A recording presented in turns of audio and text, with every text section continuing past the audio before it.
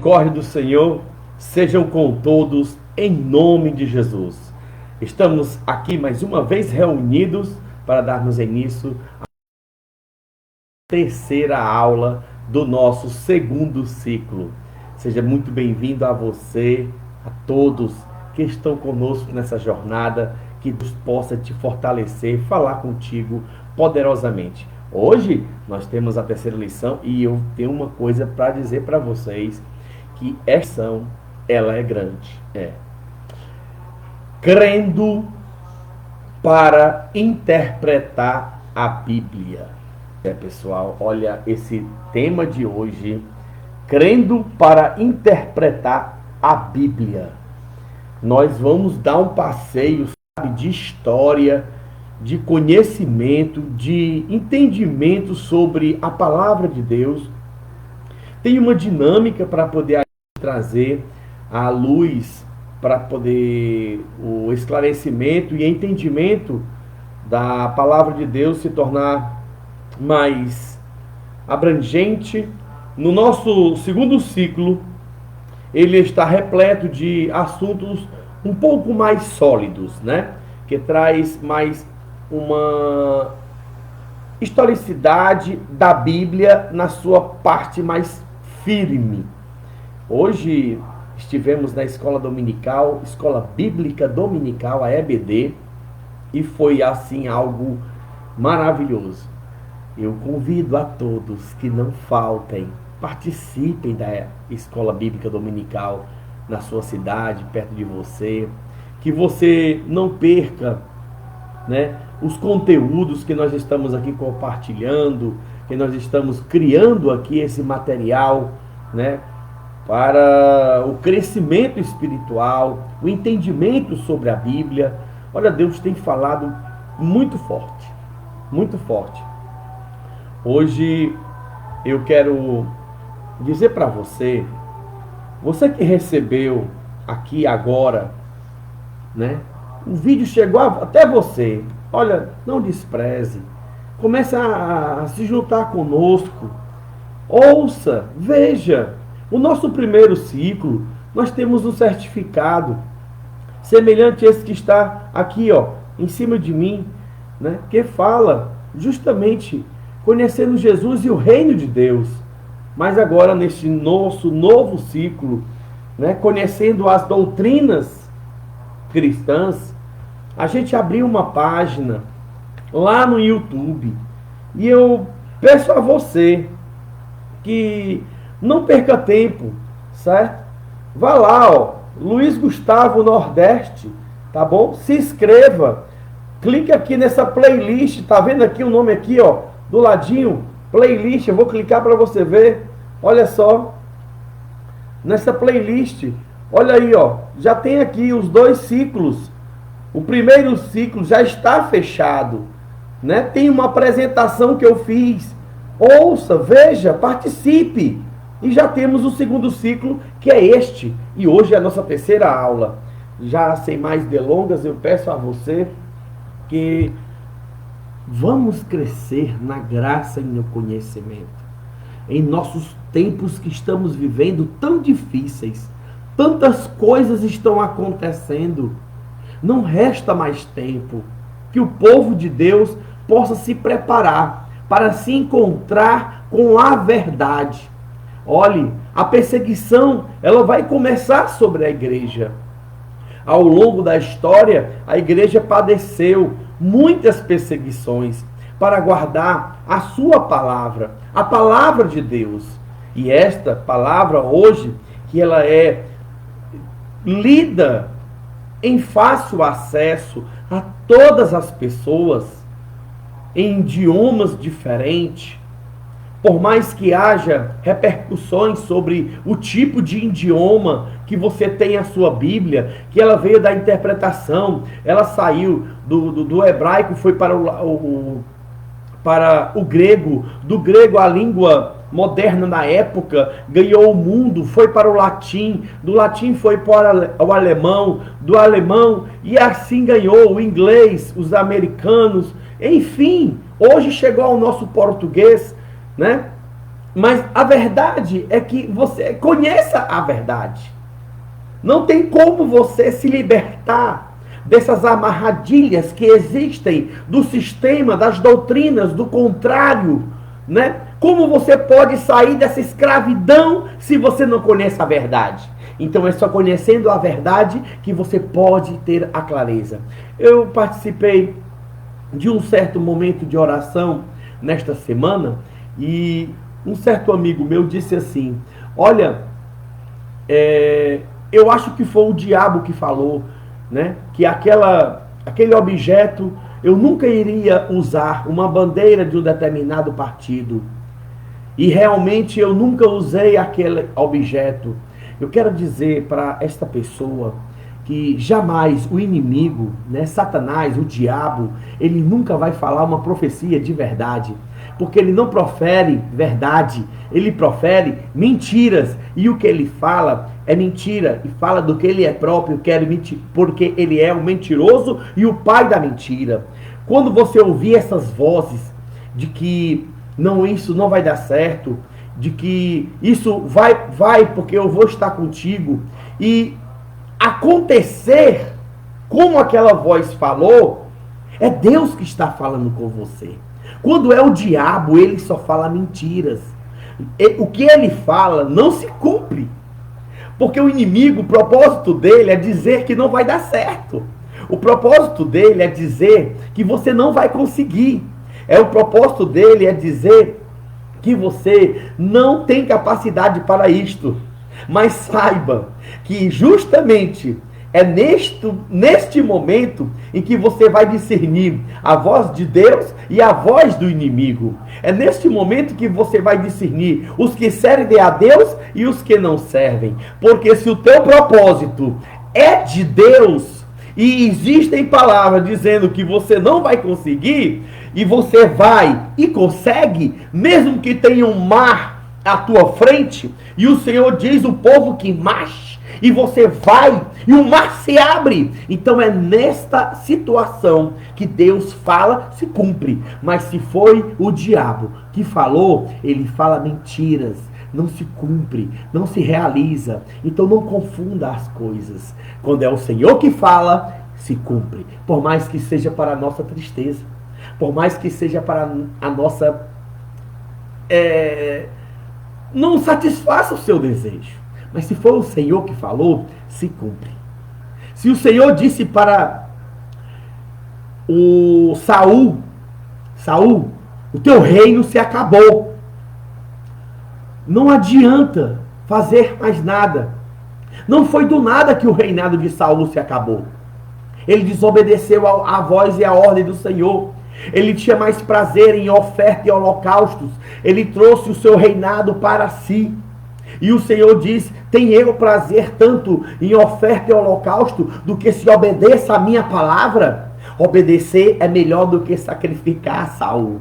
Então o Senhor disse naquele momento que havia escolhido um outro rei, a qual tinha o seu coração inclinado para o Senhor.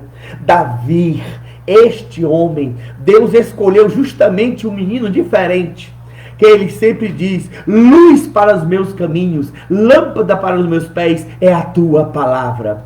Ele também falou no Salmo 119 que, meditando na sua palavra de dia e de noite, ele será mais sábio do que os seus mestres. Ele também falou no Salmo 1: aquele que medita na lei do Senhor, bem-aventurado aquele que medita na lei do Senhor de dia e de noite, pois será como a árvore plantada junto a ribeiros de água, cuja dá seu fruto na estação própria, e tudo quanto fizer prosperará. Vou ler aqui só para confirmar as minhas palavras, não ficar somente no que eu esteja aqui falando, e você vem analisar isso aqui.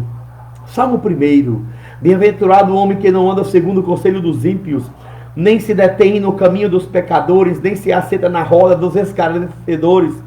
Antes tem o seu prazer na lei do Senhor, e na sua lei medita de dia e de noite. Será como a árvore plantada junto a ribeiros de água, a qual dá seu fruto na estação própria, e cujas folhas não caem. Tudo o que fizer, prosperará. O ímpio não são assim, mas são como a moinha que o vento espalha. Pelo que os ímpios não subsistirão no juízo, nem os pecadores permanecerão na congregação do justo. Pois o Senhor conhece o caminho do justo, mas os caminhos dos ímpios perecerão. Então, pessoal, quando Deus fala, se cumpre. Por mais que não seja a sua vontade.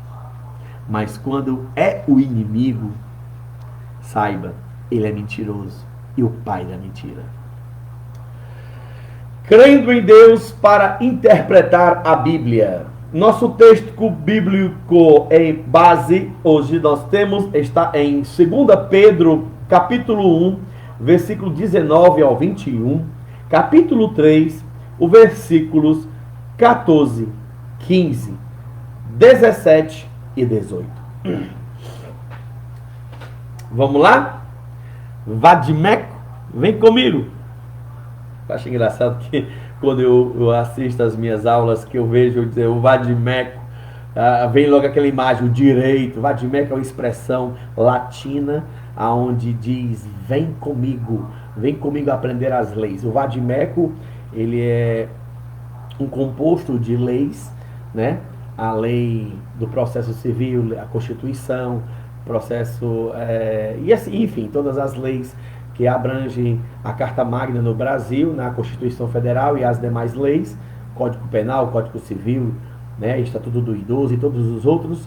Então, o Vadimeco quer dizer, vem comigo estudar todas as leis, vem comigo conhecer todas as leis. Eu também tenho o Vadimeco do assistente social. Deixa eu mostrar para você.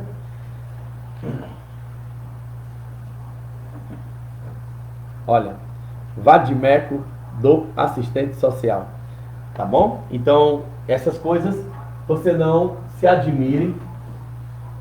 A expressão Vadimeco é uma expressão latina, quer dizer, vem comigo. Então eu estou te chamando aqui Vadimeco para a Bíblia, Vadimeco para a Bíblia. Desculpa essas minhas enroladas de língua, viu, pessoal? Me perdoe. Bem, nosso texto bíblico base hoje, né? 2 Pedro, capítulo 1, do versículo 19 ao 20.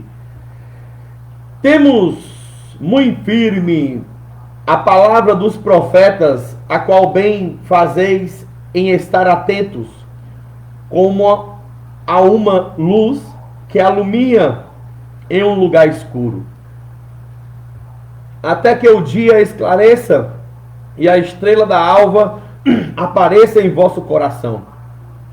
Sabendo primeiramente isto, que nenhuma profecia da Escritura é de particular interpretação, porque a profecia nunca foi produzida por vontade de homem algum, mas homens santos de Deus falaram inspirados pelo Espírito Santo.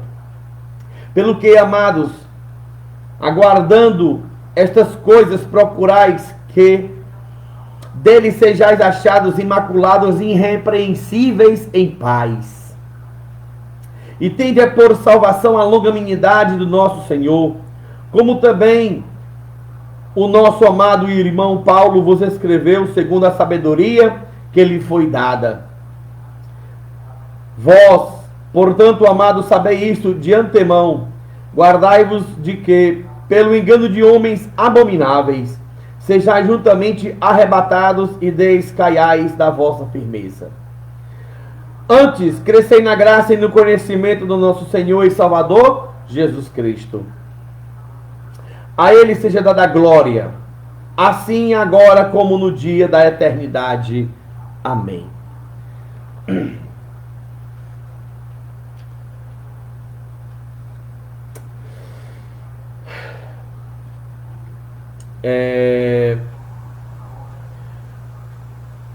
Eu tenho observado que quando este vídeo, né, que você está aqui acompanhando esta aula, ela chegar até você,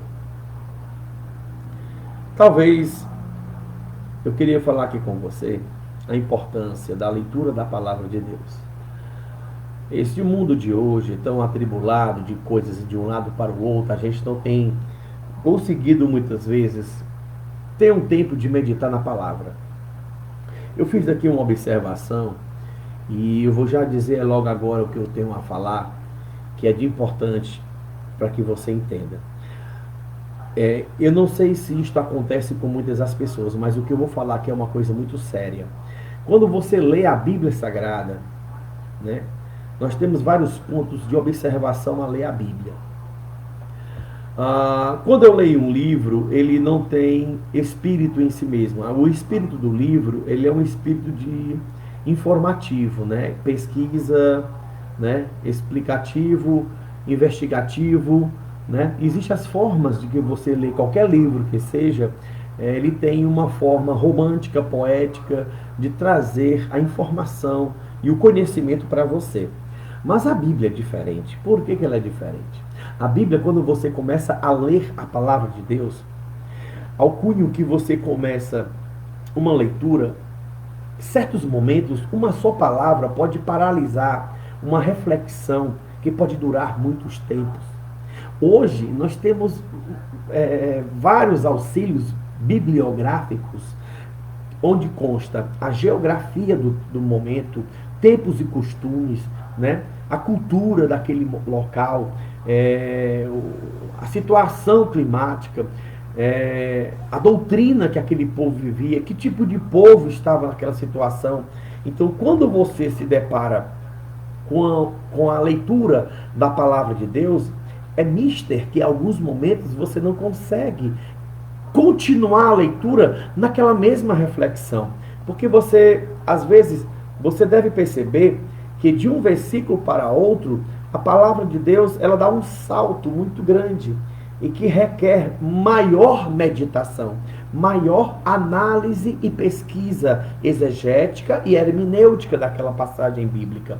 Se ela tiver uma questão onde venha trazer a exegese, que é trazer, tirar, sair daquilo para uma melhor compreensão.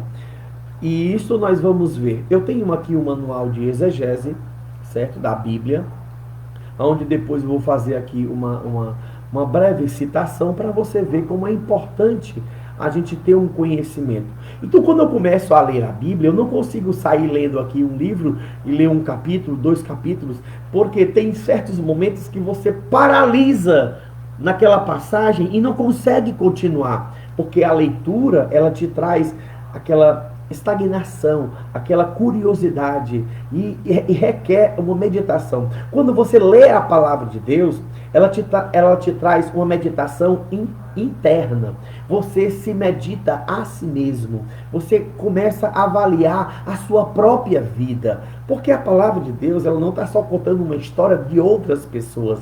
Ela está contando a história de pessoas que tiveram um comportamento com Deus, uma experiência com Deus, e isto vem refletir também na sua vida. Porque se você se comportar daquela maneira, isso ou aquilo pode acontecer com você, de acordo com o texto e a explicação que você esteja lendo. A palavra de Deus, ela possa se demonstrar para você aquilo que você está procurando. Então nós devemos ter muita conscientização, porque em certo momento a palavra de Deus pode trazer uma exortatividade, em outro momento ela pode ser aconselhativa, ela pode trazer um conselho, exortação, ela pode trazer uma edificação. Então existem vários parâmetros da Bíblia a qual ela se desdobra para o entendimento dela. Não é tão fácil assim, nem tão difícil de compreender a palavra de Deus.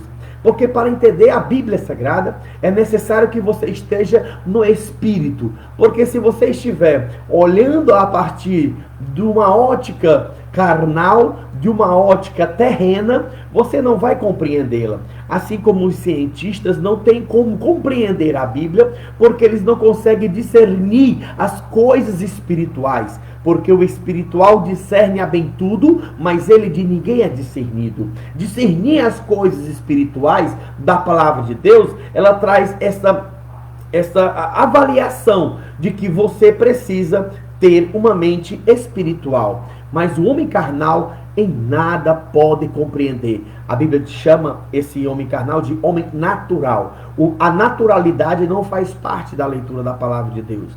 Mas ao homem natural partir a ler a palavra de Deus no espiritual, ele vai partir a ter um engajamento espiritual para a sua compreensão natural. Amém? Vamos lá, pessoal. Introdução. Uma grande conquista para os cristãos e, consequentemente, para a sociedade ocidental foi o resgate do livro.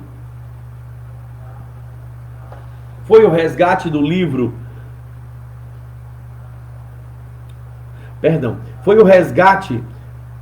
livre exame da Bíblia. Certo? É isso que eu acabei de dizer. Essa liberdade de você avaliar, examinar a Bíblia Sagrada. Com o advento da Reforma Protestante, em 1517, na Idade Média, o clero da Igreja oficial deixou de ter a primazia da leitura e na interpretação da Bíblia. Na Alemanha do século XVI, a Bíblia foi traduzida para a língua nativa, o alemão. Um acontecimento extraordinário. Naquela época, só as pessoas que sabiam o latim liam a Bíblia. Assim, a maioria dos habitantes da Europa que não dominava a língua latina ficava excluída da leitura da Bíblia. Isso, na nossa aula passada, eu trouxe aqui uma exemplificação sobre os livros, né, as Bíblias latim e grega, né, que veio a partir da Septuaginta. Então, assim, até certo tempo aqui mesmo no nosso Brasil, no Ceará, se lia a Bíblia em latim. O reverendo, né, o padre, o responsável religioso da Igreja Católica, ele fazia, a meados de 1950 em diante, era comum haver leitura da Bíblia Sagrada, melhor falando, parte da liturgia que era lido na igreja, o padre lia de costas para o povo e em latim. Assim as pessoas ficavam sem interpretação, sem entendimento, né? Ninguém tinha a Bíblia em suas casas, nas suas línguas normais, até porque em muito período do Concílio de Trento e outros mais que houve sobre a tradução de quais livros deveriam estar na Bíblia, o cânon, ao ser tratado do Talmud, né, onde o Talmud são leis que trazem a interpretação da Torá. A Torá são os 5 livros de Moisés. Para que você compreenda, os 5 livros de Moisés, está lá escrito. Por exemplo, a palavra prepúcio, né? O que é o prepúcio?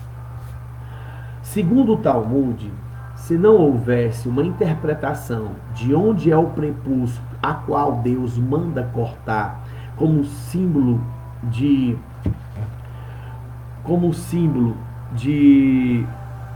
comunhão e pacto com Deus, a qual o Senhor fez com Abraão, prepúcio poderia ser um pedaço do meu nariz, uma ponta da minha orelha, um pedaço de carne do meu nariz. Então precisa-se do Talmud para poder trazer a lei oral, a explicação oral. Então o prepúcio justamente é a parte íntima do homem, aonde é cortado para demonstração de impacto de circuncisão, né? A circuncisão. Essa forma de compreender o que está escrito, né, hoje foi muito debatido ao longo dos tempos, porque a Igreja Católica, ao trazer o conhecimento, por exemplo, de Gênesis, o primeiro livro da Bíblia, existem algumas passagens a qual foi omitida de serem colocadas. Nós temos também alguns livros, os conhecidos como livros apócrifos, a quais não foram inseridos, né, no canon do Antigo Testamento. Um deles, a quais é citado no Novo Testamento, é o livro de Enoque. Então, assim, quais são as regras para que alguns livros sejam aceitos dentro da Bíblia do Antigo Testamento? As regras a quais foram utilizadas, elas se embasam pelas citações que o Senhor Jesus demonstra como cumprimento da profecia e também o que se diz a respeito às palavras dos apóstolos, o cumprimento e a demonstração das profecias messiânicas que são paralelamente citadas pelo Senhor e pelos apóstolos. Veja bem, então, esse são um dos crivos importantes de que alguns livros eles deveriam estar ali. Então, existem algumas passagens, principalmente em Gênesis, que foi omitido. Eu vou trazer aqui uma reflexão para você entender. Quando o Senhor fala com Adão que não comerás o fruto que está no meio do jardim, né? A gente,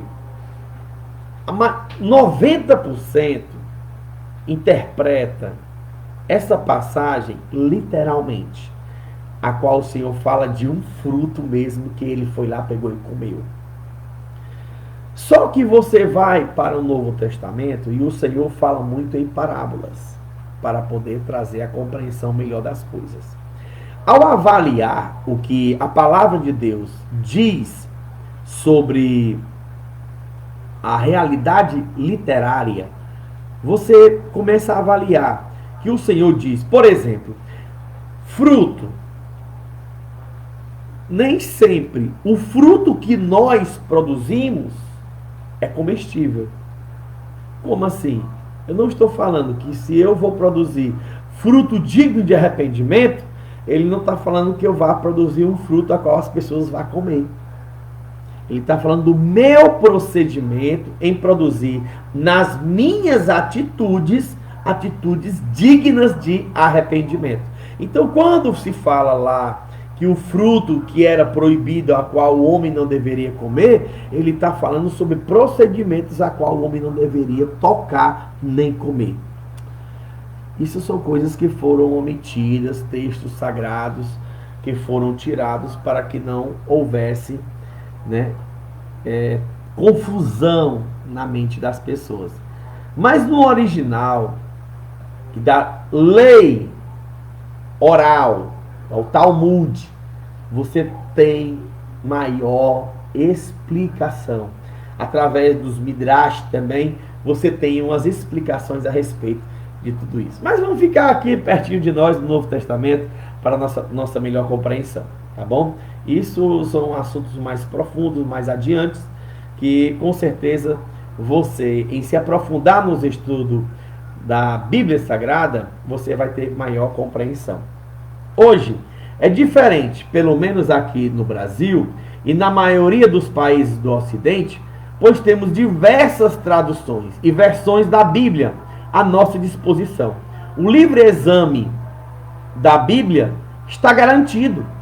Entretanto, um desafio surge para os cristãos de todas as épocas: como interpretar corretamente as Escrituras. É justamente o que eu estou falando. Eis o tema de nossa lição: crendo para interpretar a Bíblia. Então, se você é um amante da palavra de Deus, olha, você está no melhor caminho.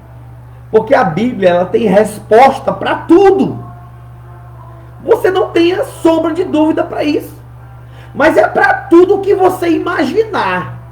A Bíblia responde. Tudo.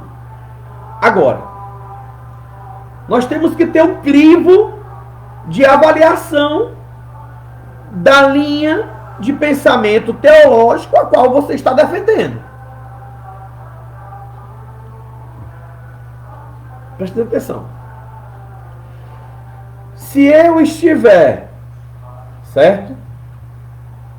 Perante algumas outras religiões, vou botar aqui ao seu conhecimento: o católico, adventista do sétimo dia, o testemunho de Jeová e o protestante, o cristão evangélico, né? Cada um deles tem passagens bíblicas e discordâncias entre um e outro. O que é necessário para eu acreditar? Olha, o que nós devemos acreditar, eu vou tentar ser o mais simples possível. Bem, onde surge a promessa de Deus? Adão. Isso é indiscutível. Aonde surge a promessa de... Onde surge a promessa de uma terra nova para um povo? Em Abraão. Certo? O que o Senhor fala a Abraão? Abraão saiu da terra do Ur dos Caldeus e o Senhor disse: Abraão, vai para a terra que eu vou te mostrar, eu te abençoarei e tu serás muito grande, a tua descendência será incontável como as estrelas no céu. A partir de Abraão, nós temos Abraão, aí ele vem com seu filho Isaac e Jacó. Aí tem até aquela questão do Isaac e Ismael, né? Que hoje se diz propriamente que o Ismael é a Palestina. Pois bem, Abraão, Isaac e Jacó. De Jacó, nós temos as 12 tribos de Israel, que é onde acontece o evento, aonde um dos filhos de Jacó, José, é vendido como escravo para o Egito. No Egito, este jovem tem a proeza de o Senhor o levantar como governador do Egito. Houve uma fome muito grande, ele traz a sua família para o Egito, para protegê-la dessa fome de 7 anos de escassez que estaria acontecendo, e o povo cresce de uma maneira muito grande, numerosos. Outro faraó surge que não traz o conhecimento dos feitos de José do Egito e começa a explorar e escravizar o povo, a humilhar o povo. Então surge quem? Moisés. Moisés traz, né, a libertação para o povo de Israel com a mão de Deus, com os poderes, sinais e prodígios, tirando com mão forte e braço estendido um povo do Egito. Peregrina-se perante 40 anos no deserto, um povo sem entendimento, sem compreensão, apenas com os milagres de Deus, para uma terra a qual o Senhor estaria levando. Atravessam o Mar Vermelho, passam 40 anos no deserto, enfim, chegam na terra de Canaã, aonde acontece, né, a boa terra. Lá, este povo de Israel, Deus envia profetas, Deus levanta juízes, Deus levanta reis. Desses reis veio Saul, de Saul veio a Davi. Em Davi, o Senhor faz uma promessa, que o trono de Davi seria eterno, a linhagem de Davi. Então de Davi vem a Salomão, de Salomão vem a contagem para que o povo pudesse usufruir de um rei que trouxesse a libertação e legislações a qual o povo não vivesse mais escravo. Os anos passam, as pessoas desobedecem, o povo constrói um templo para adorar o Senhor, tem a Arca da Aliança, tem todos os ritos, sacrifício e tudo. O que acontece é que lá o povo começa a adorar outros deuses, a adorar outras entidades, Baal, né? Asherah e outros deuses mais, a qual sempre o Senhor levanta profetas, a qual confronta com esses outros homens, a qual quer introduzir outros deuses que não é o Deus de Israel. Veja, nós, digo nós, mas muitos dos judeus temos o Shema. O que é o Shema? Shema Israel Adonai Eloheinu Adonai Echad. Ouve, ó Israel, o Senhor nosso Deus é o único Senhor. O Senhor nosso Deus é um. Então esse Shema, ele permanece em Deuteronômio capítulo 3 como a Mezuzá, que é o texto sagrado que nós devemos ensinar os mandamentos do Senhor a nossos filhos, a nossos descendentes, andando, deitando, levantando-te, que se nós cumprirmos os mandamentos do Senhor, será abençoado aquele que cumprir os mandamentos de Deus. Ele mandará a chuva, a temporã e a serôdia, para que não falte. Veja bem, perante esta promessa, Israel vem a cometer certos pecados, adorando nos bosques, levantando postes ídolos, adorando, sacrificando a Moloque, aonde você trazia crianças recém-nascidas e colocava nos braços de uma estátua, aonde ela pegava fogo e a criança era como sacrifício. Era estarrecedor essa cena. Então Deus mandava castigo ao povo de Israel por estas práticas. Eles se desviavam dos caminhos do Senhor.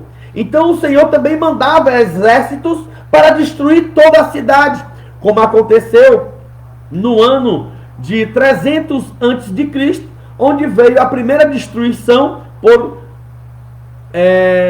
Nabucodonosor, onde foram levados cativos para a Babilônia. Teve o período de 70 anos que eles passaram cativos em Babilônia.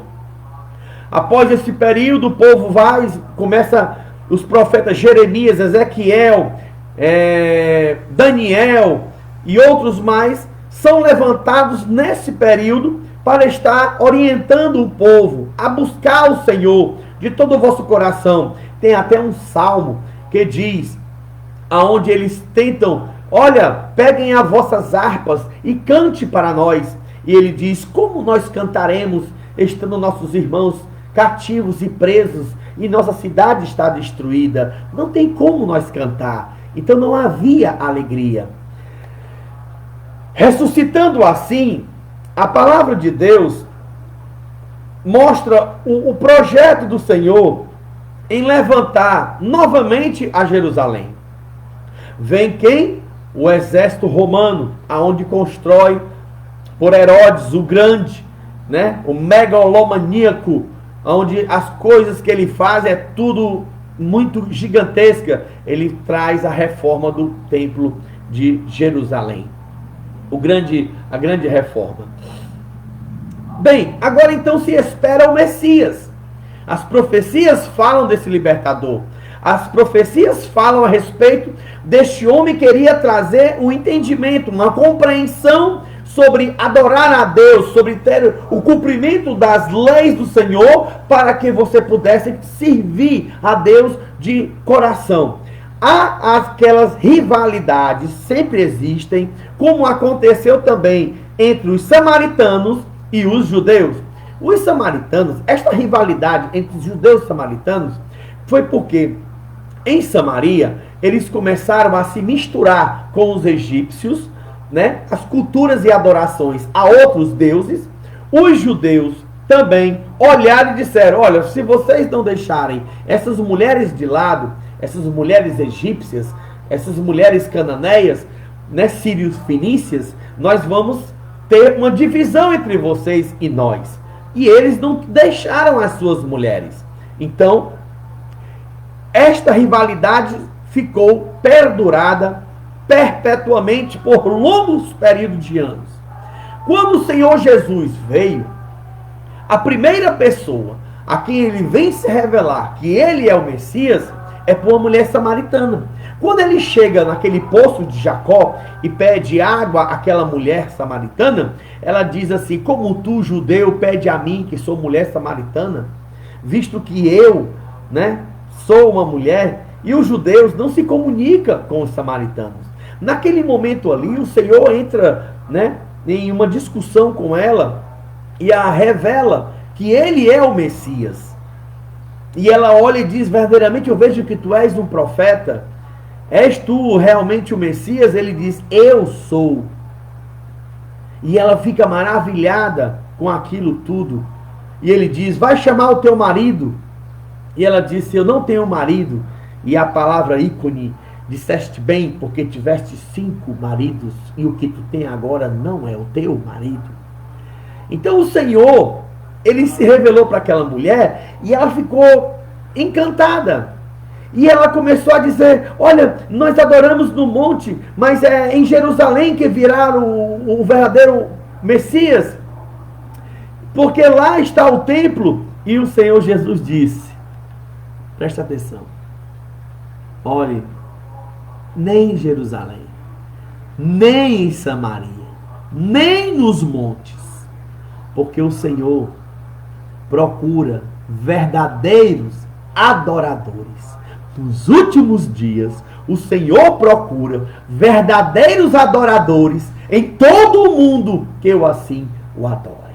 Então, neste momento, hoje, nós nos encontramos na verdadeira adoração, no verdadeiro ciclo de adorar ao Senhor de verdade. De que maneira eu vou adorar a Deus? Então, a melhor maneira de você procurar uma compreensão nas Escrituras Sagradas é observando as palavras de Jesus.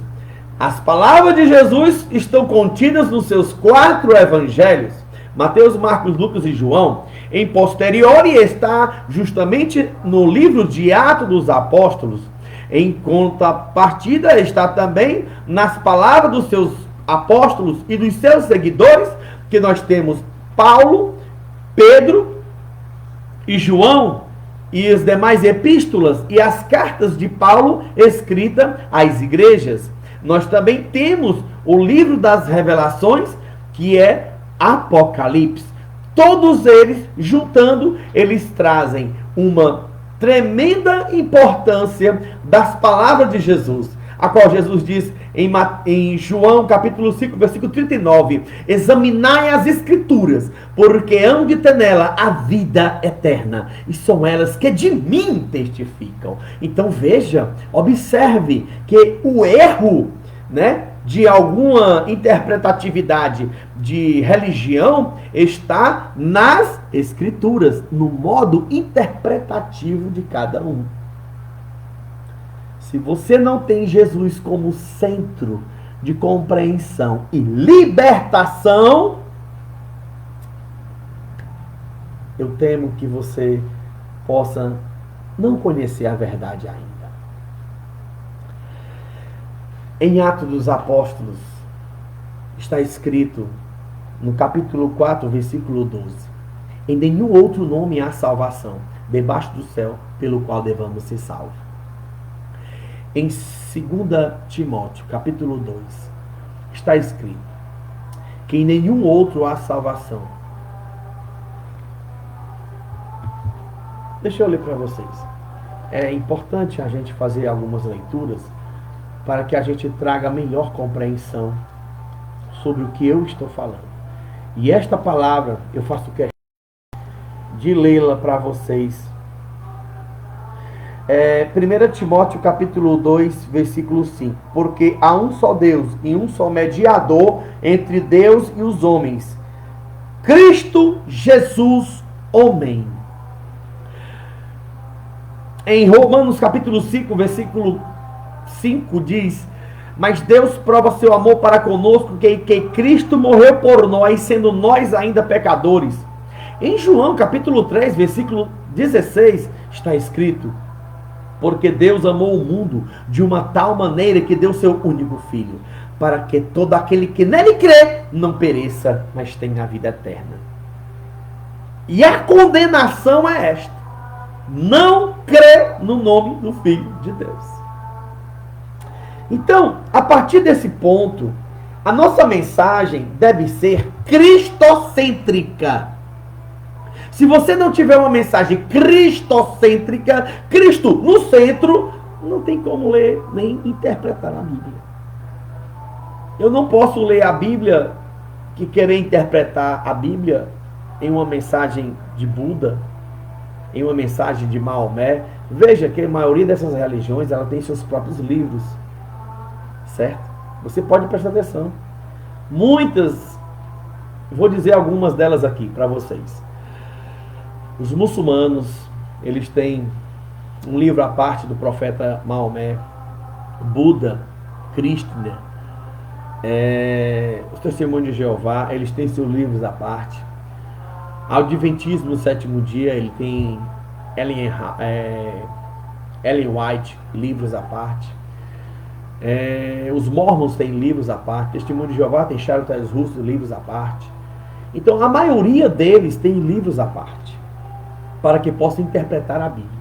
A Bíblia, a interpretação é quando você traz Cristo no centro.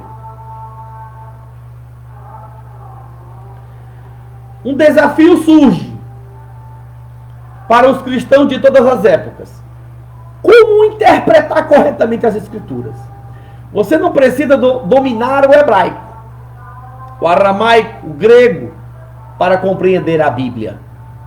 Todavia, deve estar em dia com o seu idioma, reunir-se e munir-se de boas versões bíblicas em língua portuguesa.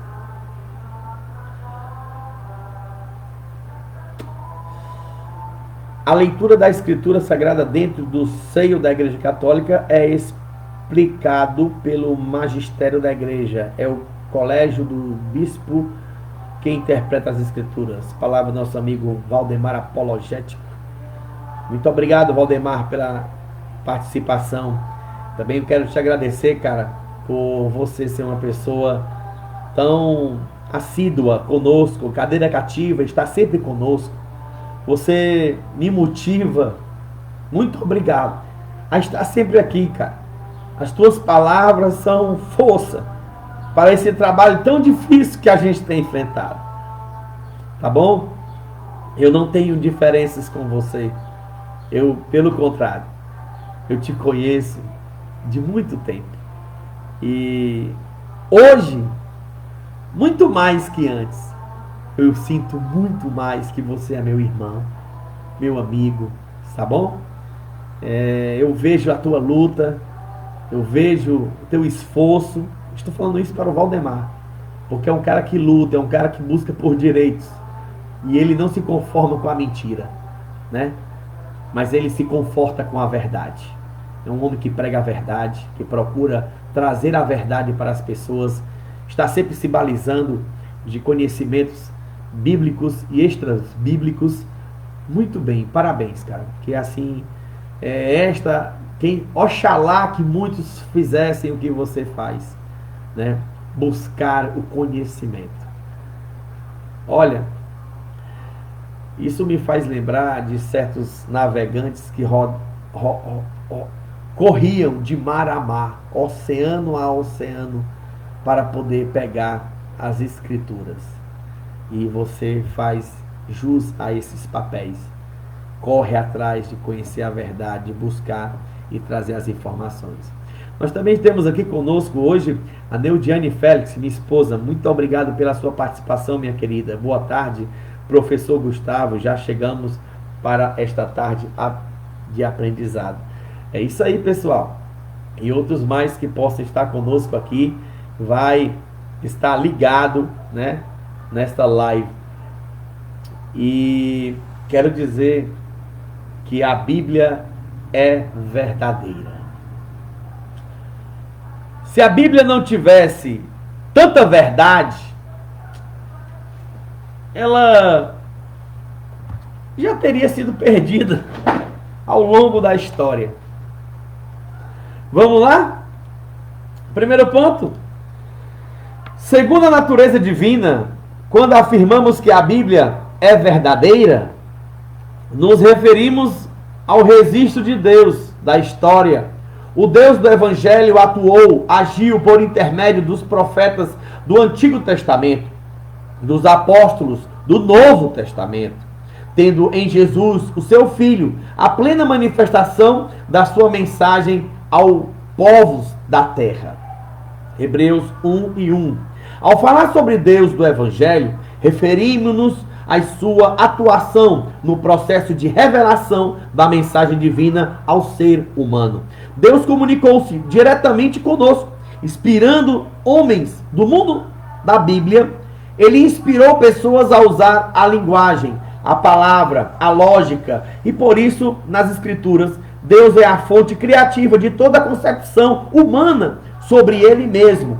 Logo que falamos sobre Deus, discursamos a partir do que foi revelado nas Escrituras. Então, a palavra deve regular a nossa ideia sobre Deus, sobre a vida e sobre o mundo. Por isso, a Bíblia é verdadeira. Aqui nós temos uma leitura para poder nos ajudar e auxiliar. Eu gosto muito de participar dessa. Primeira leitura está em 2 Timóteo, a qual diz, capítulo 3, versículo 16, que diz assim: toda a Escritura é divinamente inspirada e proveitosa para ensinar, para repreender, para corrigir, para instruir em justiça, a fim de que o homem de Deus seja perfeito e perfeitamente preparado para toda boa obra. Hebreus capítulo 11, versículo 3, que diz assim: pela fé entendemos que o mundo foram criados pela palavra de Deus, de maneira que o visível não foi feito pelo que se vê. Uau! Essa é tremenda. O visível não se foi feito pelo que se vê. Segundo a natureza humana, se Deus inspirou as pessoas da Bíblia para nos revelar o seu projeto, 2 Pedro, estou bem pertinho aqui, já deixei aberto para não ter dificuldade.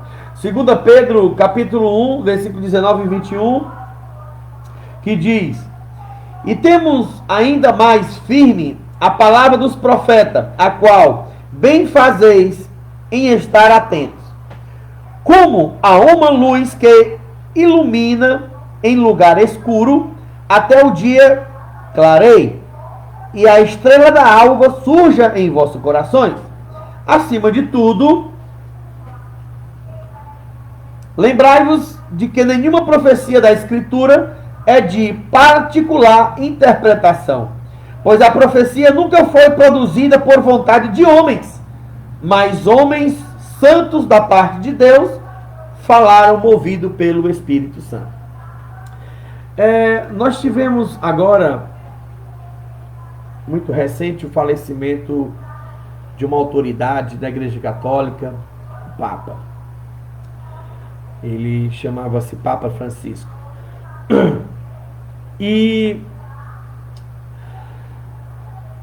por que as palavras de grandes autoridades religiosas não podem ser colocadas na Bíblia?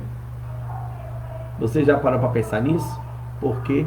Por que hoje, em nossos dias, no século 21, grandes pessoas, grandes autoridades eclesiásticas não podem ser chamadas de apóstolos? Segundo a regra, para ser apóstolo, eles deveriam ser escolhidos por Cristo. Eu estou falando do apostolado, certo? Onde o Senhor escolheu 12. E desses 12, um o traiu e foi se enforcar e acabou se precipitando em um local onde ele se jogou, caiu desse alto e se esparramou em uma pedra e as suas entranhas se rasgaram e ele morreu dessa queda, distante, pulando. Logo após, fizeram uma reunião e escolheram um substituto de Judas Iscariote, que foi Matatias. Bem, a gente não tem muitos relatos sobre este apóstolo a qual foi escolhido, né? Mas nós temos a história de um homem a qual ele não se acha digno de ser chamado apóstolo, que ele se diz ser apóstolo dos gentios, a qual foi Paulo. Paulo, ele, um homem altamente instruído, fariseu, da linhagem de Benjamim, um homem que dedicou a sua vida inteira ao conhecimento das escrituras e da lei, do Talmud, certo? Foi criado aos pés de Gamaliel, fiel, e ele disse que tudo isso que ele tinha, ele se deu por perda, para tão somente ganhar a Cristo. Cristo foi a maior realização da vida dele. É por isso que é comum a gente ver algumas pessoas dizer: eu estou vivendo o melhor momento da minha vida com Cristo. Porque as escrituras sagradas, elas são um alimento para a tua alma. Quando você se alimenta da palavra de Deus, quando você escuta uma pregação que fortifica a tua alma, o teu espírito se alegra. Igual lá no caminho de Emaús, onde os discípulos estavam conversando, chegou um peregrino distante, se aproximou deles e eles começaram a discutir a respeito daquele acontecimento dos últimos dias, que Jesus Cristo havia sido morto, e eles estavam ali atônitos sobre tudo aquilo, e ele havia ressuscitado, e conversava: vós estáis sem crer nas escrituras. E o Senhor, ele mesmo estava lá conversando com eles no caminho de Emaús.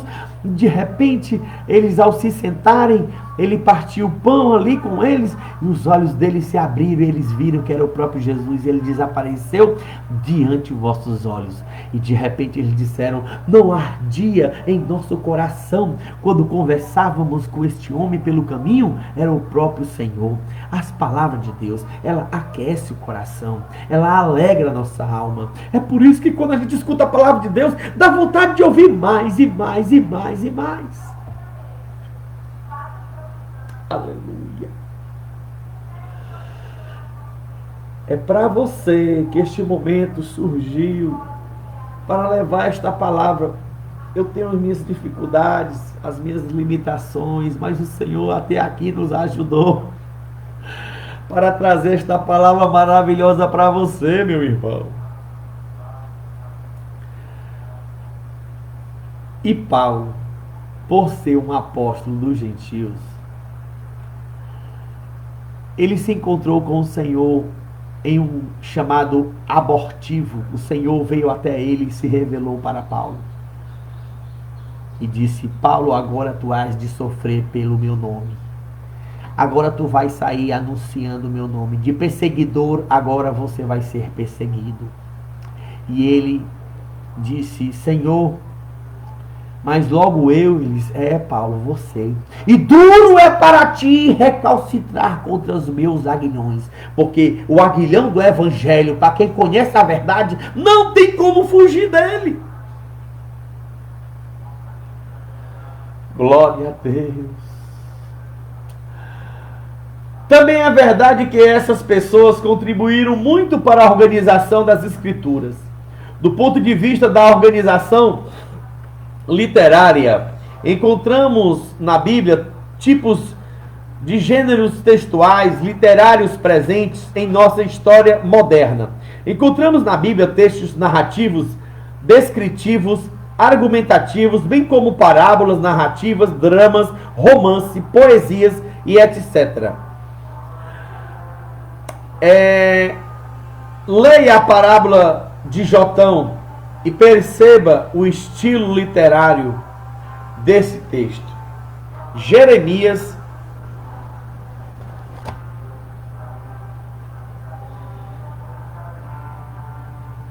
capítulos 9, do 7 ao 21. Portanto,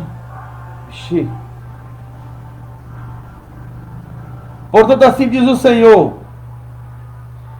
eu os fundirei e os provarei, porque de outra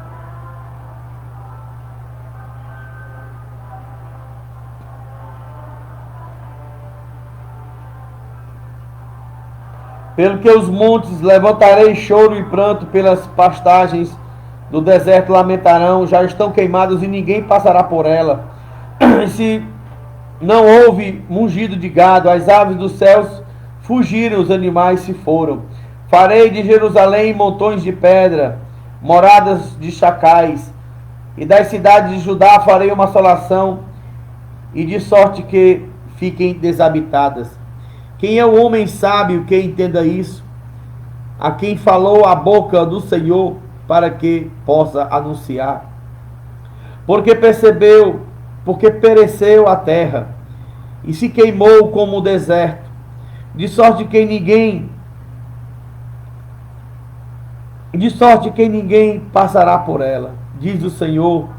É porque deixaram a minha lei, que publiquei perante a sua face, não deram ouvidos à minha voz, nem andaram nela. Antes andaram após os seus próprios propósitos do seu coração, após Baalins, que lhes ensinaram os seus pais. Portanto, assim diz o Senhor dos Exércitos, Deus de Israel: darei de comer losna a este povo, e lhe direi a beber água de fel. Espalhá-lo-ei entre as nações, que nem seus pais conheceram, e mandarei a espada após eles, até que venham consumi-los. Assim diz o Senhor dos Exércitos: considerai e chamai carpinteiras para que venham, mandai procurar mulheres hábeis para que venham, apressem e levantem-se o seu lamento sobre nós, até que nossos olhos se desfaçam em lágrimas e nossas pálpebras destilem água. Uma voz de pranto se ouviu de Sião: como estamos arruinados, quão grande é a nossa vergonha! Temos de deixar a nossa terra, porque as nossas moradas estão em ruínas. Agora ouvi, vós mulheres, a palavra do Senhor, e os vossos ouvidos recebam a palavra da sua boca. Ensinai o pranto às vossas filhas, e cada uma a sua companheira a lamentação. A morte subiu pelas janelas e entrou em nossos palácios. Exterminou das ruas as crianças e os jovens das praças.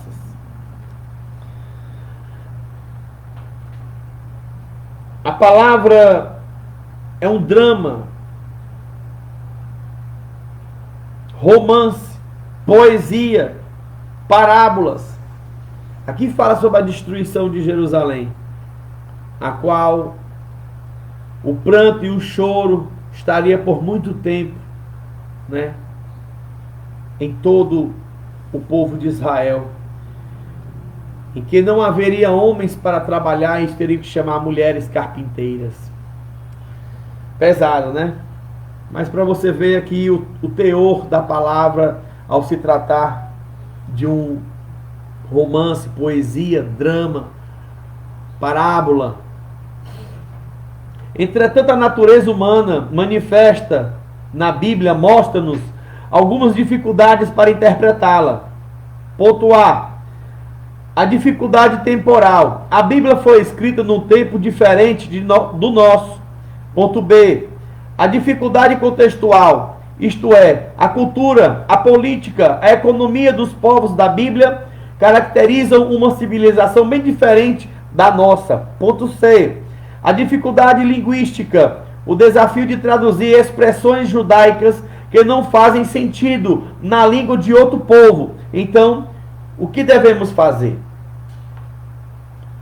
Olha, a respeito desta questão que diz aqui, a dificuldade linguística, por exemplo, é de comum saber que os judeus, né, no período da Páscoa, eles não comem pão com fermento. Então, o pão sem fermento chama-se pão asmo, tá bom? Comer pão com fermento na Páscoa é pecado, é proibido. E quando houve a tradução do hebraico para o grego, está lá a palavra pão. Não sabe se é pão com fermento ou pão sem fermento. Como é que fica aqui, né, a linguística para interpretar ou traduzir expressões judaicas que fazem sentido na língua de outro povo? Como é que eu vou saber se é pão? Então quer dizer que quando diz lá, e tomou o pão e deu para os discípulos, aí o judeu vai olhar e dizer assim, mas pão com fermento na Páscoa é proibido. Então, não tem no grego a palavra pão sem fermento. A palavra pão, ela significa pão, seja com fermento ou sem fermento. A distinção vai estar na interpretação linguística da situação do momento, porque naquele momento que os pães asmos eram feitos no período da Páscoa. Subtende-se que no período da Páscoa, o pão em grego, que é citado nas Escrituras, ele está se levando a compreender que é um pão sem fermento, é um pão asmo. Para você ver como há necessidade. Então, por causa de essa simples explicação agora, pode nascer várias argumentatividades problemáticas. Ah, mas não está escrito assim no original? Você está entendendo? Isso que eu estou falando aqui é uma das mais simples. Tem mais coisas que são mais complicadas.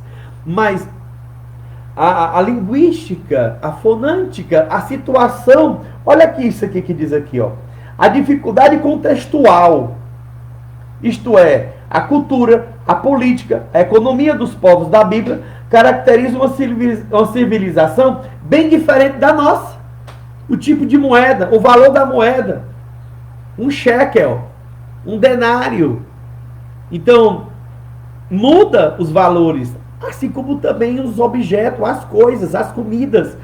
Nós temos que saber o tempo, o momento, a época, as tradições, as culturas de cada estado, de cada situação, para poder eu conseguir interpretar o que aquela palavra está falando para mim naquele momento. Parece complicado, mas se você seguir o que Jesus disse, examinai as Escrituras, porque onde tem nela a vida eterna, são elas que de mim testificam. E é mais fácil. Se você fizer que nem os crentes de Bereia, que quando Paulo pregava, eles ficavam examinando nas Escrituras para saber se realmente aquilo que ele estava falando estava condizendo com o que ele está falando. Para que eles não fossem enganados. Vamos crescer na graça e no conhecimento. Uma tarefa necessária. Muitas pessoas cometem erros de interpretação da Bíblia por não dominar o idioma nativo. Em nosso caso, a língua portuguesa. Você não precisa dominar o hebraico, o aramaico e o grego para compreender a Bíblia. Todavia deve estar em dia com o seu idioma e munir-se de boas versões bíblicas em língua portuguesa. Com o tempo, você se interessará mais em aprender a Bíblia e poderá adquirir dicionários bíblicos, bons comentários bíblicos e outros materiais de estudo que auxiliarão você na compreensão desse livro maravilhoso, que é a Bíblia. Entretanto, além de ler e estudar a Bíblia, outro elemento indispensável é a oração. Pessoal, eu conheci história de pessoas que liam a Bíblia de joelho.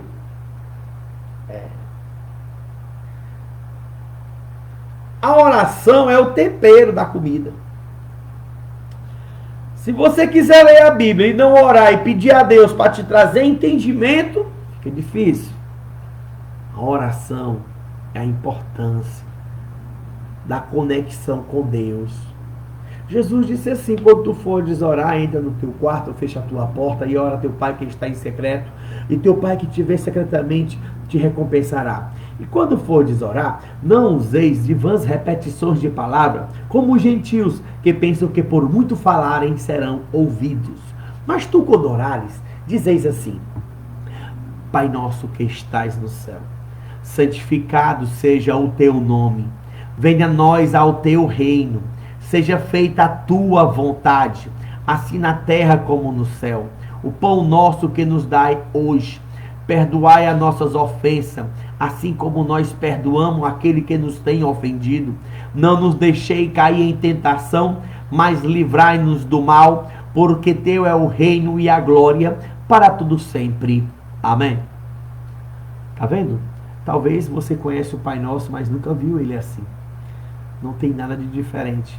Apenas entra no teu quarto, fecha a porta, te expressa com teu Pai, e ele que está em secreto te recompensará.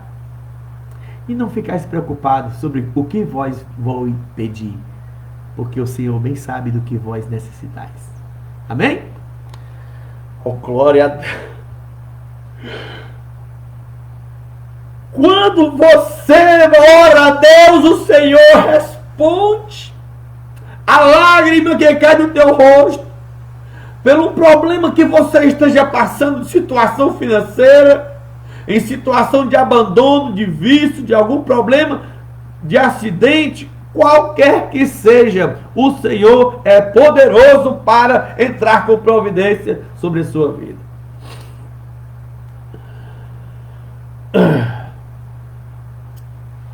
Então, pessoal, continuando. Entretanto, além de ler e estudar a Bíblia, outros elementos indispensáveis, que é a oração. Buscar a orientação do Espírito Santo para nos conduzir em nossos estudos é essencial para a compreensão satisfatória e a edificação da nossa vida espiritual. O Santo Espírito ilumina-nos a mente, enche o coração com a riqueza de Deus. Portanto, ore e estude. Desculpa. Não podemos perder de vista que Cristo é o centro das Escrituras e todos os livros da Bíblia devem ser interpretados sobre o ensino de Jesus. Pressuposto para a leitura da Bíblia. Preste atenção, pessoal. Essa parte aqui é importante, tá bom? Não quero me estender em muitas palavras assim, mas esse estudo é um pouco mais longo, mas é para que você aprenda sobre as Escrituras Sagradas. Não perca agora, não se desanime não. Nós estamos em um processo de aprendizado muito importante. A existência de Deus. Olha lá, presta atenção. Na Bíblia, você não verá nenhum versículo que procure provar a existência de Deus. Essa questão sequer é mencionada nas Escrituras. A Bíblia parte do princípio de que Deus não somente existe, Ele é. Eu sou. Em Êxodo capítulo 3, versículo 14. E chama de tolo quem não acredita nesse princípio fundamental. Salmo 53, versículo 1. Desculpa. Diz o nécio em seu coração: não há Deus. Nécio quer dizer tolo, louco, sem entendimento. O nécio é uma pessoa muitas vezes rica, que tem, em muitos casos, olhares de valores sobre si, mas não tem entendimento. Você sabe o que é uma pessoa rica, que fazem besteiras, que fazem bobagens, que não sabem o que fazem? E essa pessoa, as pessoas olham e dizem assim: olha, este homem é tão rico, mas não sabe o que faz com o seu dinheiro, é um nécio. E o nécio tem essa arrumação de dizer: não há Deus. Tem se corrompido o seu entendimento, entenebrecido a sua consciência em dizer que não há Deus. É um nécio, louco, tolo. O autor aos Hebreus declara que, de fato, sem fé é impossível agradar a Deus. Portanto, é necessário que aquele que se aproxima de Deus creia que Ele existe e que Ele se torna galardoador dos que o buscam. Hebreus capítulo 11, versículo 6. Um pressuposto elementar para crermos e lermos a Bíblia é que Deus é o Criador de todas as coisas. Aqui é um outro ponto que depois eu vou tocar para você entender melhor. A inspiração e a autoridade das Escrituras. Pela fé cremos que Deus revelou a sua vontade nas Escrituras e que por isso ela é inspirada divinamente e tem autoridade para a nossa prática de fé e vida. Portanto, para tanto, é preciso levar a sério a interpretação coerente das Escrituras. Quando nos referimos à doutrina da inspiração da Bíblia, baseamos-nos em 2 Timóteo capítulo 3, versículo 16, que diz: toda Escritura é divinamente inspirada, é proveitosa para ensinar, para redarguir, para corrigir, para instruir em justiça. Deus é o autor, primeiro, o homem secundário. Considerando que as Escrituras são inspiradas, sua autoridade está sobre a nossa vida. Cremos e concordamos que ela é a palavra de Deus para nós e que a partir dela revelamos ao mundo a vontade de Deus por intermédio de seu Filho. Reconciliaram o mundo consigo mesmo. Olha, se você não acredita que a Bíblia Sagrada é a palavra de Deus, então nem se aproxime. Mas se você acredita que a Bíblia ela não é a palavra de Deus, você já fica posto em uma mentira. Porque você, ao acreditar que a Bíblia não é a palavra de Deus, você já está entrando em contradição. Porque tudo que está acontecendo, desde os tempos antigos até os tempos atuais, está escrito na Bíblia. Até a tua existência, até a tua vida hoje, está escrito na palavra de Deus. Então você não pode refutar, você não pode esconder da realidade enfrentada nas Escrituras Sagradas, que é sobre Cristo e sobre a sua vida, a minha e de todos quanto o nosso Senhor chamar. Você não entendeu, né? Entendeu? Cristo como centro das Escrituras. As Escrituras dão testemunho do Filho Jesus Cristo. Examinai as Escrituras, porque vós cuidais ter nela a vida eterna, e são elas que de mim testificam. João 5,39.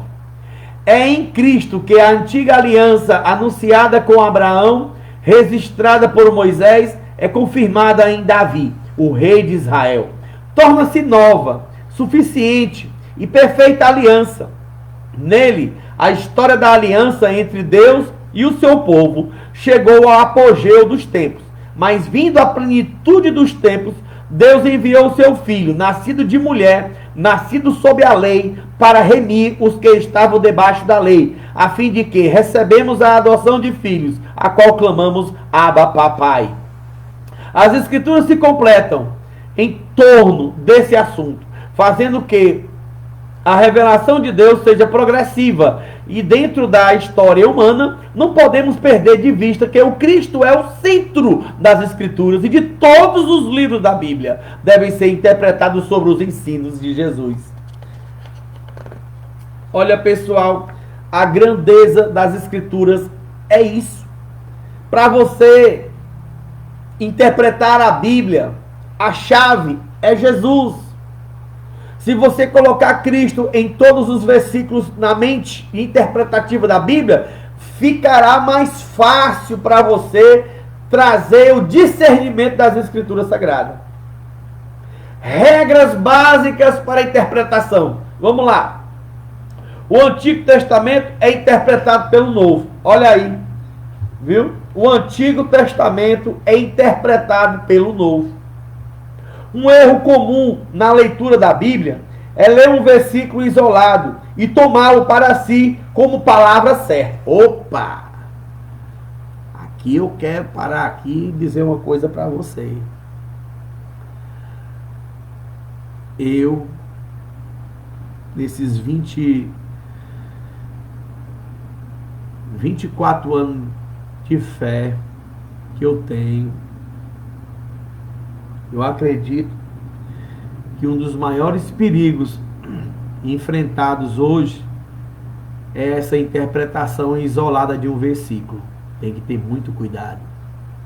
Porque, desculpa, essa interpretação isolada de um versículo ela pode trazer uma heresia. A concordância bíblica é quando você lê um versículo que tem concordância com o outro. E um não se opõe ao outro. Quando você lê um versículo que você acha que está certo, em uma concordância bíblica, ele tem uma discordância de outra passagem, devemos rever os conceitos e avaliar se realmente aquelas expressões estão corretas. Porque, caso contrário, você pode estar com uma interpretação errada. Ao ler um versículo da Bíblia, ele tem que estar em concordância com todos os outros versículos, oriundo da mesma palavra, oriundo da mesma intuição e explicação da palavra de Deus. Caso contrário, você pode estar dentro de um estudo ou uma explicação errônea, porque a Bíblia é inefável. A Bíblia é a inerrante palavra de Deus. Ela não tem discordância, ela tem uma concordância.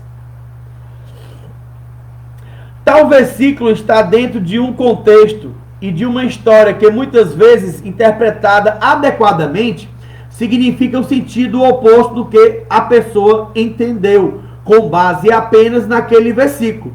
Quer dizer, nem sempre porque você entendeu um versículo, ela pode estar em concordância com a sua vontade, mas é levado muitas vezes a interpretar adequadamente. Significa o sentido oposto do que a pessoa entendeu, com base apenas naquele versículo. Isso é muito comum acontecer com a leitura isolada do Antigo Testamento.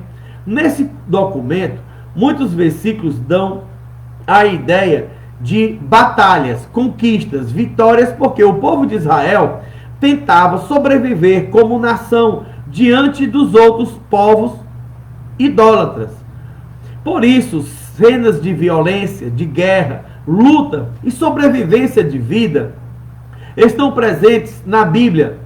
Entretanto, no Novo Testamento, traz uma revelação muito mais plena. O foco agora não é a guerra, as batalhas terrenas, as vitórias ou conquista de povo, mas um ser humano que reconhece a suficiência da vida em Jesus e vê nele o significado da existência. Isto é, retratado na regra de ouro do Evangelho. Portanto, tudo que vos quereis que os homens vos façam, fazei-lo também vós, porque esta é a lei e os profetas. O Novo Testamento é chamado de Antigo e Jesus o elemento interpretativo de toda a Bíblia. Conhecer as intenções do autor sagrado. Todo livro tem um autor e todo autor tem uma intenção ao escrever uma obra. Isso não é diferente com a Bíblia, nem com os outros seus escritores, pois ela tem um autor que escreveu para um público, um leitor.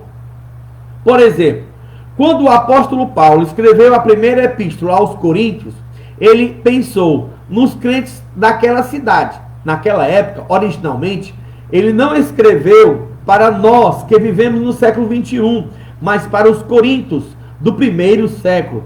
Há um lapso de aproximadamente 20 séculos entre os coríntios e nós.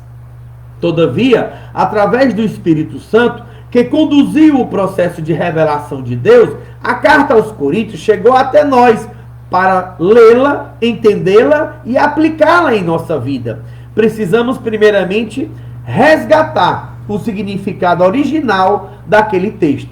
Para chegarmos nesse ponto, é necessário, inicialmente, responder 3 perguntas. Quem é o autor? Por que ele escreveu a carta? Para quem ele escreveu a carta? Tais perguntas ajudam a identificar 3 identidades fundamentais para compreendermos qualquer livro da Bíblia, o autor da carta ou o livro. Por exemplo, o apóstolo Paulo, o propósito de carta, responder dúvidas de caráter espiritual, prático da igreja, o público destinado, a igreja local que vivia na cidade grega de Corinto. Portanto, devemos sempre interpretar o texto bíblico à luz do seu contexto, passagens que vêm antes e depois do texto em estudo. Quer dizer, não tem como você ler uma coisa isolada de outra, tá bom? Cada texto tem apenas um sentido, muitas explicações. O texto bíblico tem somente um sentido original, que o autor quis revelar para o seu primeiro público leitor. Nem sempre é possível recuperar esse sentido, seja porque não há elementos no próprio texto que possam esclarecer mais a passagem, ou porque a passagem é difícil e de complexa tradução. Entretanto, uma vez descoberto o significado do primeiro texto, com a pergunta, o que o autor quis dizer? O que o autor disse? Podemos fazer uma série de aplicações para os nossos dias. Respondendo à pergunta, o que o texto diz hoje? Nesse aspecto, o Espírito Santo nos ilumina para aplicarmos a palavra de Deus em cada necessidade de nossa vida.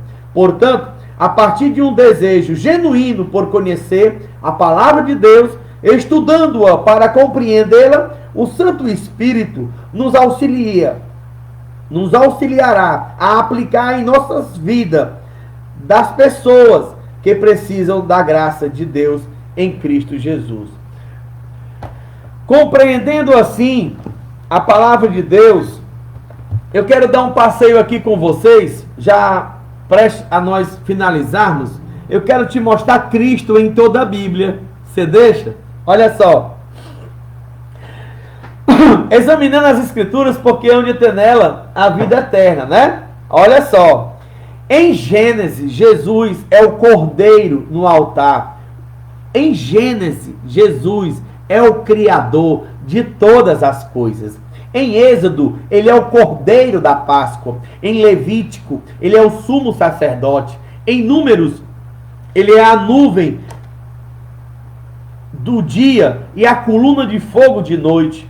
Em Números, ele é a estrela do cetro. Em Deuteronômio, ele é a cidade do nosso refúgio, a rocha que mata a sede. Em Josué, ele é o tecido vermelho na janela da Raabe, o Senhor dos exércitos. Em Juízes, ele é o nosso juiz. Em Ruth, ele é o nosso parente redentor. Em 1 e 2 Samuel, ele é o nosso profeta confiável. Nos livros de Reis e Crônica, ele é o nosso soberano. Em Esdras, ele é o nosso escriba fiel. Em Neemias, ele é o reconstrutor de tudo que está destruído. Em Esther, ele é o Mordecai, assentado fielmente no portão. Em Jó, ele é o nosso Redentor que vive para sempre. Em Salmos, ele é o meu pastor e nada me faltará. Em Provérbios e Eclesiastes, ele é a nossa sabedoria. Em Cantares, ele é o belo noivo. Em Isaías, ele é o servo sofredor, maravilhoso, conselheiro, Deus forte e Pai da eternidade e príncipe da paz. Em Jeremias e Lamentação, Jesus é o profeta que chora. Em Ezequiel, ele é o maravilhoso homem das quatro faces, aquele que muda o coração de pedra para carne. Em Daniel, ele é o quarto homem na fornalha, o Senhor que ouve as nossas orações. Em Oséias, ele é o amor sempre fiel.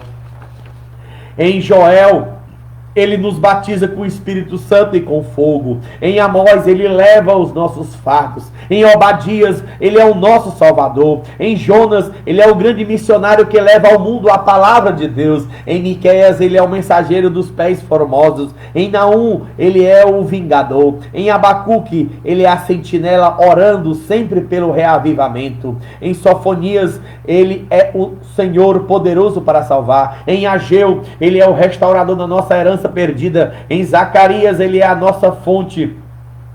Em Malaquias, ele é o filho da justiça com a cura em nossas asas. Em Mateus, ele é o Cristo, o Filho do Deus vivo. Em Marcos, ele é o operador de milagre, o Filho do homem. Em Lucas, ele é o Filho do homem, o médico dos médicos. Em João, ele é a porta pela qual todos devem passar. Ele é o Deus encarnado. Em Atos, ele é a luz brilhante que aparece a Saulo no caminho de Damasco. Em Romanos, ele é a nossa justificação. Em Coríntios, ele é a nossa ressurreição, o que leva os nossos pecados. Em Gálatas, ele é o que nos redime da lei. Em Efésios, ele é a nossa riqueza insondável. Em Filipenses, ele supre as nossas necessidades. Em Colossenses, ele é a plenitude do Deus encarnado. Em Tessalonicenses, ele é o nosso rei que virá. Em Timóteo, ele é o nosso mediador entre Deus e os homens. Em Tito, ele é a nossa bendita esperança. Em Filemon, ele é um amigo mais chegado que um irmão. Em Hebreus, ele é o sangue do pacto eterno. Em Tiago, ele é o Senhor que cura o doente. Em Pedro, ele é o pastor principal, o sumo pastor. E nos livros de João, é Jesus que tem a ternura do amor. Em Judas, ele é o Senhor que vem com milhares de anjos. Em Apocalipse, ele é a igreja, conclamada a levantar os olhos, pois é chegada a sua redenção. Pois ele é o alfa e o ômega, o princípio e o fim. Que Deus abençoe a todos em nome de Jesus. Conclusão, nesta lição, estudamos as regras básicas para interpretar a palavra de Deus. Conhecer a Bíblia é muito mais importante para nosso crescimento espiritual e pessoal. A palavra de Deus tem um conselho para nós. Não podemos nos esquecer de que as Escrituras falam de Cristo ressuscitado, que trouxe a vida em abundância para vivermos plenamente. Por isso, labutamos para compreender a Bíblia, pois acima de tudo estaremos compreendendo Jesus e a palavra encarnada de Deus. Que Deus abençoe a todos em nome de Jesus. Até a quarta lição, onde estudaremos crendo no Deus Trino. Que a graça de Deus e a sua misericórdia sejam com todos em nome de Jesus. Ficai na paz do Senhor. Que Deus te abençoe. Até aqui nos ajudou o Senhor.